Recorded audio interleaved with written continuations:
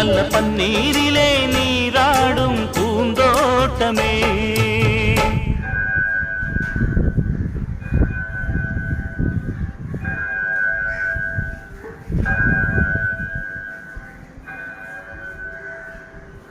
நேரம் மாலை 5 மணி.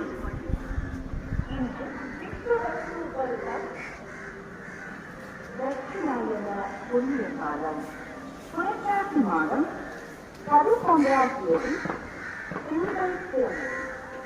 தற்போதைய திதி வளர்பிறை அஷ்டமி.